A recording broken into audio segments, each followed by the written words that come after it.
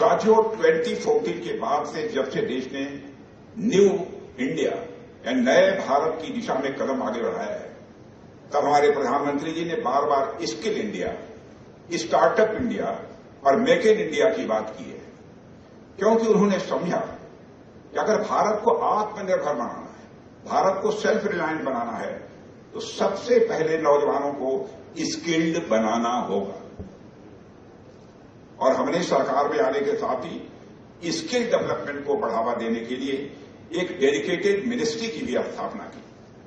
पिछले 11 वर्षों में ministry of skill development and entrepreneurship ने स्किल डेवलपमेंट से जुड़े हुए चैलेंजेस को अपॉर्चुनिटीज में बदलने का काम किया है।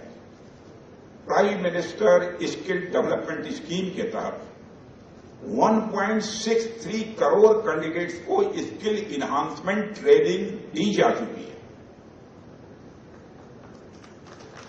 जन शिक्षण संस्थानों के माध्यम से रूरल, ट्राइबल और मार्जिनलाइज कमेटी के 30 लाख से अधिक लोगों को tailoring, embroidery, handicraft, food processing और हेल्थ केयर असिस्टेंस की ट्रेनिंग भी प्रदान की जा चुकी है। मेरे साथियों, प्रधानमंत्री विश्वकर्मा योजना के तहत हमने भारत के ट्रेडिशनल आर्टिजन्स और क्राफ्टमैन को भी एम्पावर किया है। और इस योजना के तहत अब तक 22 लाख से अधिक आर्टिजन्स को हमने मॉडर्न टूल किट्स और सर्टिफिकेशन प्रदान किए।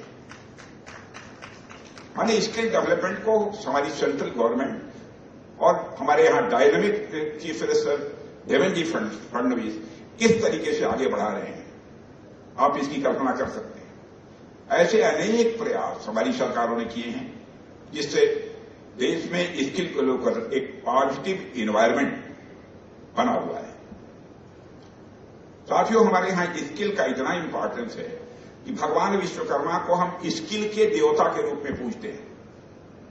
और यहां तक कि जब हमारे यहां गुरुकुल व्यवस्था थी, तब से ही हमारे देश में शिक्षा का मतलब सिर्फ पढ़ना या परीक्षा पास करना नहीं रहा है। हमारे यहां तो शताब्दियों से पहले से यह मान्यता रही है कि अगर इंसान को आगे बढ़ना है तो उसे ज्ञान के साथ साथ, नॉलेज के साथ साथ स्किल भी सीखना चाहिए। तभी तो हमारे गुरुकुलों में 64 कलाएं, 14 विद्याएं सिखाई जाती थी, चाहे म्यूजिक हो, चाहे डांस हो, चाहे चित्रकला हो, या सब बोलिए खेती बाड़ी हो। यह सब कुछ मैं मानता हूं कि यह एजुकेशन के ही पार्ट थे प्राचीन भारत, ताकि छात्र केवल स्कॉलर न, विद्वान न बने, बल्कि आत्मनिर्भर और हर स्थिति में वह सक्षम भी बन सके। इस बात को ध्यान में रखकर हमारे यहां शिक्षा दी जाती थी प्राचीन भारत में। आज हम जब स्किल इंडिया या आत्मनिर्भर भारत की बात करते हैं तो असल में हम उसी सोच को फिर से जी रहे हैं। अब वक्त आ गया है कि हम सब मिलकर स्किल से देश को आगे बढ़ाएं।